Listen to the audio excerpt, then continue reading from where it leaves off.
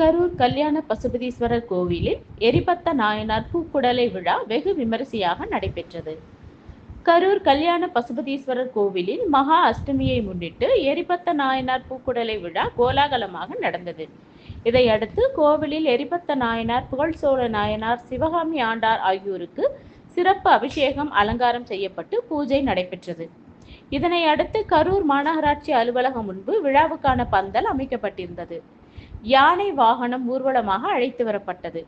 பின்னர் Karur town police நிலையம் அருகே நந்தவனத்தில் பூப்பறித்து கொண்டு சிவகாமி ஆண்டார் நடந்து வருவது போலவும், அப்போது மதம் பிடித்து ஓடிய யானை பூக்குடலையை தட்டிவிட்டவுடன் வேல்கம்பு உள்ளிட்டவற்றுடன் அந்த யானையை சிவபக்தர்கள் துரத்தி வருவது போலவும், பின்னர் விழா மேடையில் வைத்து மழு என்னும் ஆயுதத்தால் எரிபத்த நாயனார் யானையின் தும்பிக்கையை வெட்டியவுடன் அது கீழே சாய்வதை போலவும் நிகழ்ச்சி நடந்தது.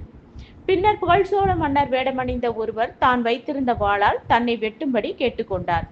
அப்போது பசு வாகனத்தில் அலங்கார வள்ளியுடன் காட்சி தந்த பசுபதீஸ்வரர் இறந்த யானையை உயிர்த்தெழச் செய்து பூமழை பொழிந்து ஆசீர்வாதம் செய்தார். அப்போது அங்கிருந்த பக்தர்கள் தாங்கள் வைத்திருந்த பூக்களை தூவி வழிபட்டனர். மேலும் சிவசிவ கோஷங்களை எழுப்பினர்.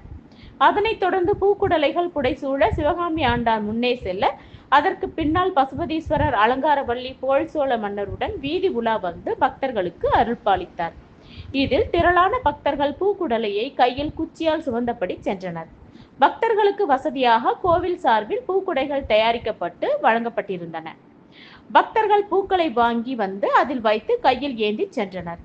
ஊர்வலம் மேள தாளம் முழங்க சென்றது. சிவபக்தர்கள் பலர் நடனமாடியும் சிவபக்தி பாடல்களை பாடியபடியும் சென்றனர். ஊர்வலம் நகராட்சி ஆண்கள் மேல்நிலைப் பள்ளியில் இருந்து தொடங்கி ஜவஹர் பஜார், மனோகரா கார்னர், காமாட்சி அம்மன் கோவில், சின்னப்பா கார்னர், பழைய அரசு மருத்துவமனை சாலை வழியாக கோவிலை வந்து அடைந்தது. கோவிலில் வைக்கப்பட்டிருந்த பூக்குடலையில் பக்தர்கள் தங்களது இடர்கள் நீங்க வேண்டிக் கொண்டு வந்த பூக்களை சாற்றினர். விழாவில் திரளான பக்தர்கள் கலந்து கொண்டு சுவாமி தரிசனம் செய்தனர்.